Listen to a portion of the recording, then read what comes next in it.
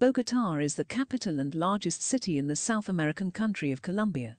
Featuring a rich and storied history, divided into 20 districts, it can be quite confusing to pick where is best for you, without knowing exactly what each area offers.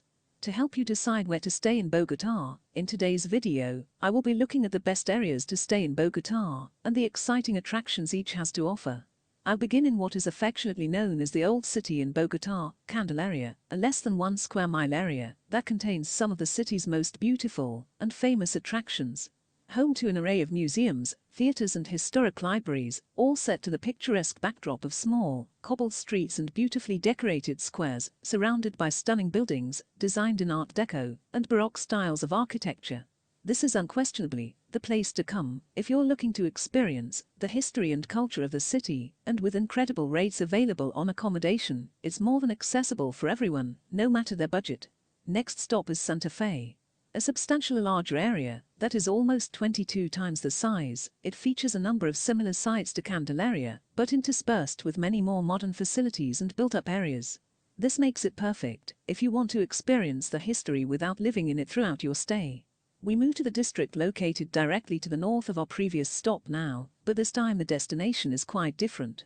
While there are some historical sites, such as Chicó Museum, Bogota Church and Our Lady of Lourdes Basilica, this is a more built-up area that has features more in line with modern-day cities. It does, however, still feature lots of traditional architecture, even featuring many 19th-century English-style buildings. Located in the center of Bogota, Teusaquillo lies directly east of our 3 previous destinations. Most famous for being the location of Bogota's university, this area is much more of a residential location, featuring a slower pace to your day-to-day activities. You're now starting to get a little more into downtown modern-day Bogota, and the historical sites are few and far between. Here the highlights include Simon Bolivar Park and El Campín Stadium. Antonio Nariño area, named after one of Colombia's earliest military and political leaders, is one of the smallest districts in the city. This is quite a unique area, as while it features buildings of a similar age and architecture to Candelaria, it is a more residential district with less in the way of tourist sites and attractions. This makes it a prime location to come and quietly study the buildings and history of the area, without having to worry about groups of tourists all the time.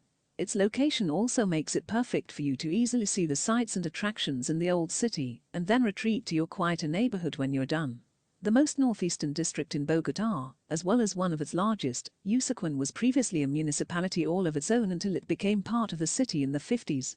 Located in the foothills of the Eastern Hills, it features a lot of similar architecture and styles to that found in Candelaria due to its colonial past, and a 16th-century church features as one of its historical highlights. Our next stop, Barrios Unidos, lies to the southwest of Usaquen, between it and Teusaquillo.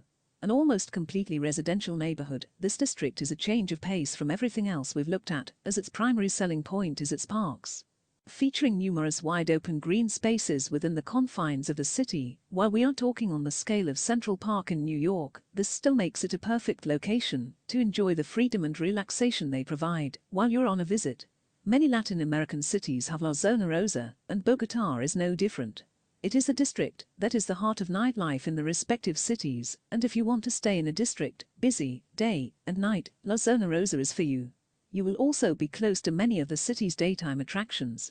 Chicó YL Park 93 is a fairly affluent district in the north of Bogota. It is fun just to walk its streets, and certainly safe to do so. It may not be as busy and hectic at night as, for example, La Zona Rosa, but you will be happy with the choices of what to do at night. The park itself is a highlight and hosts concerts and festivals regularly. Engativá is a largely residential district in Bogota, comprising mainly working and middle-class families. It is in the west of Bogota, and you will certainly learn more about the life of locals if they choose this as your base. There are more than 800,000 Colombians who call Engativá home. So there it is, the definitive guide on where to stay in Bogota, Colombia, the best areas and neighborhoods.